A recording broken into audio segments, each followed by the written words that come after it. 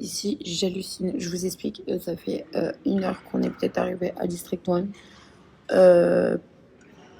Enfin, vous êtes investisseur et on s'en bat les reins. Genre, ils s'en battent les reins, mais c'est incroyable.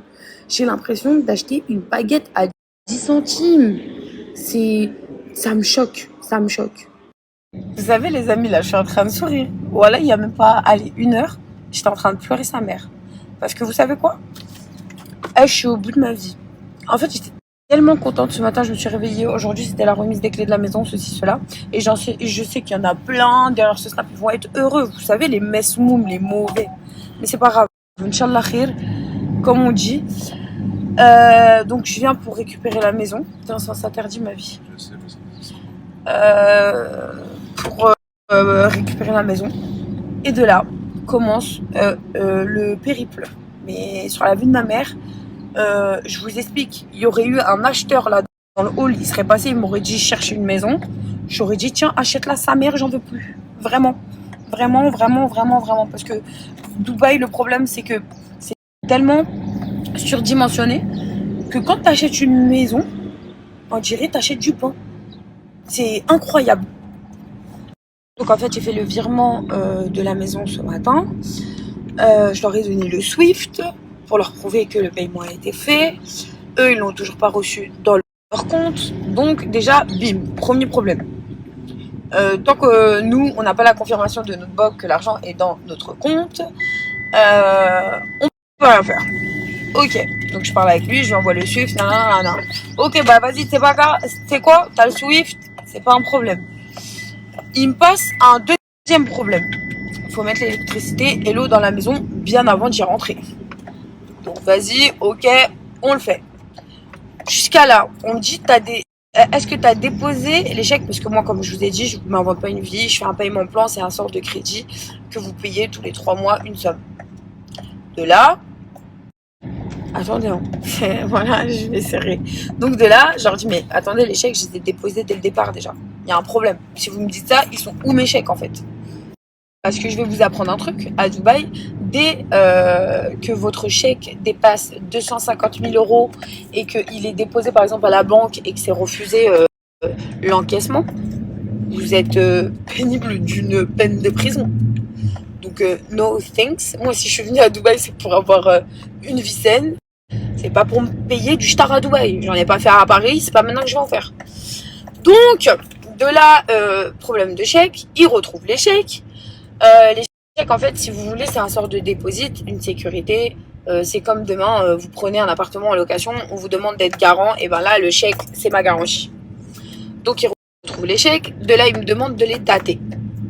De là, je les date. Il me dit, ouais, mais la maison, elle est terminée depuis juin. Ah ben, frère, depuis juin, je demande mes clés, et personne n'ose me répondre ou me donner une date pour récupérer mes clés et faire la finalité. Et ben, rien que pour ça, le prochain paiement, il est dans 2 mois, il n'est pas dans 3. Attendez, c'est pas terminé. Voilà, vous allez comprendre pourquoi j'ai pas snappé la vie de ma mère, j'étais en train de péter les plombs. Et je vous explique, hein, péter les plombs entre l'anglais et le français, je vous explique, ça sert à rien. Mais je vous jure, ça vous met une boule au ventre qui est juste incroyable. Donc, de là, moi, je monte en pression. Hein, je vous explique, je monte en pression. Et le pire dans tout ça, c'est que quand on vous parle, c'est en mode, on vous lance des phrases et ça rentre dans les bureaux. Et en mode, ça s'en bat les reins. C'est genre, en gros, c'est ça ou va niquer ta race, en fait. Donc de là, je me dis, wesh, non, je suis désolée. La maison, on la paye quand même cher. Pourquoi vous faites ça, en fait? Et tu vois, il n'y a personne qui fait le ménage.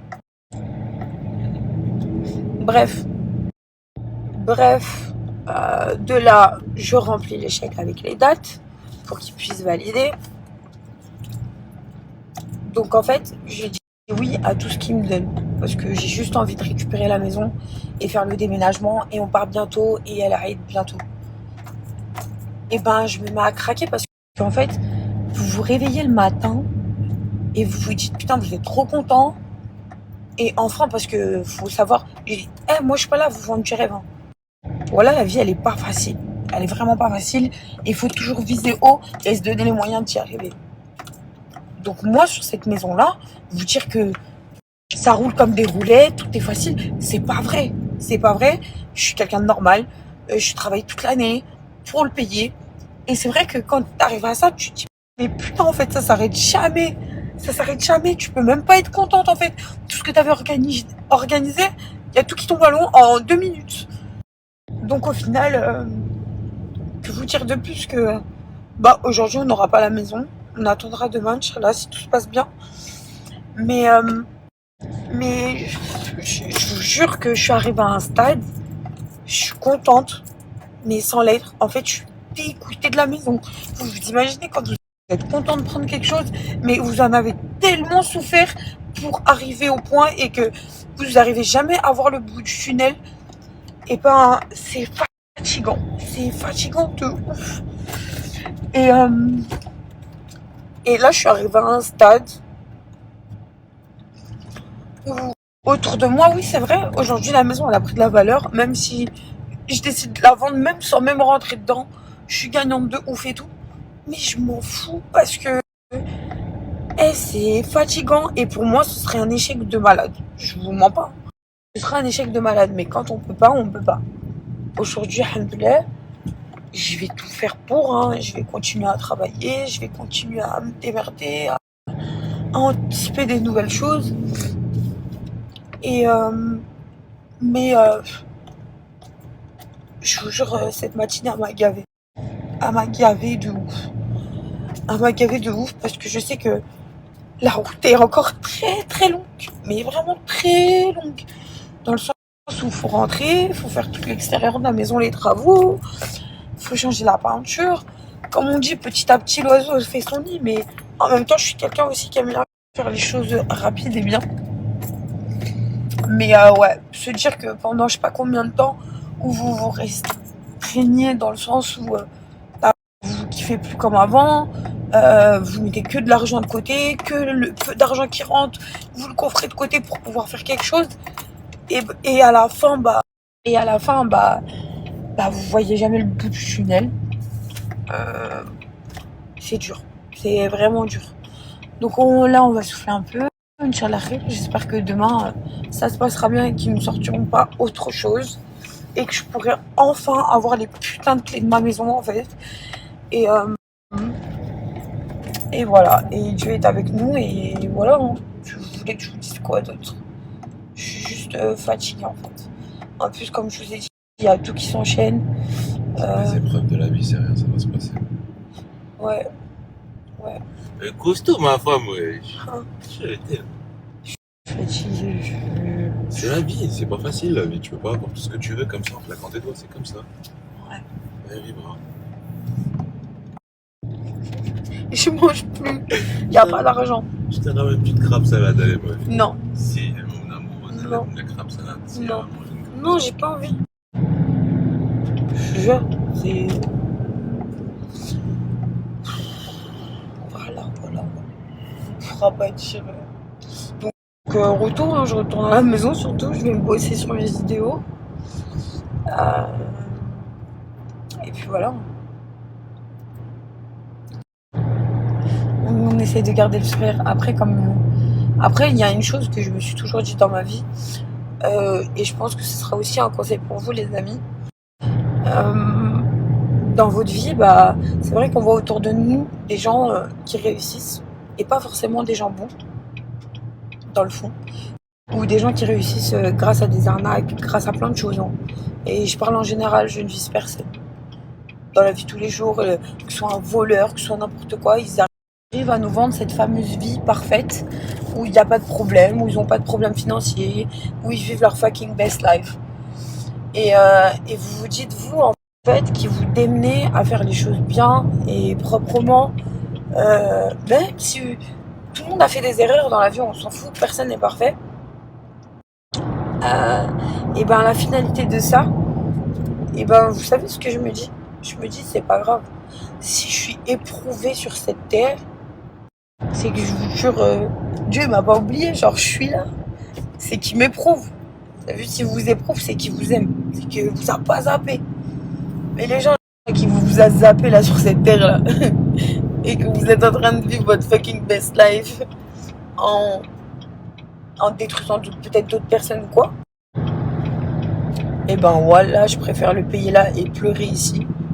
Et Inch'Allah, sourire dans l'au-delà que. Vas-y. Donc on relativise et tranquille. Et tranquille, ça va le faire.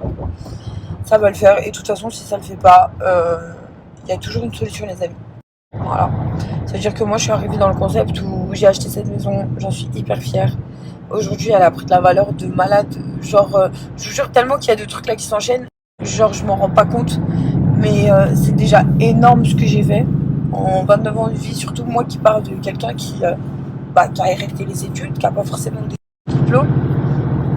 Je me dis, j'ai la santé, j'ai ma famille, j'ai mes parents. Aujourd'hui, j'arrive à reconstruire ma vie après maintes et maintes échecs qui m'ont mis même au plus bas. Et c'est comme ça. Tu chutes, tu prends un mur. Et puis voilà, tu te relèves. Hein. Doucement, mais sûrement. Mais sinon, ça va, alhamdoulilah, hein, ne t'inquiétez pas. Mais c'est juste que l'histoire de la maison, vraiment, c'est quelque chose qui me pèse de ouf.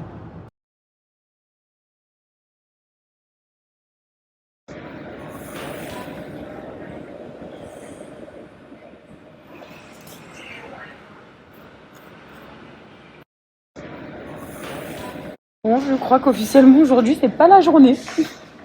Pour personne. Pour personne. Bon, Inch'Allah khair. Yasmina, elle est comme une.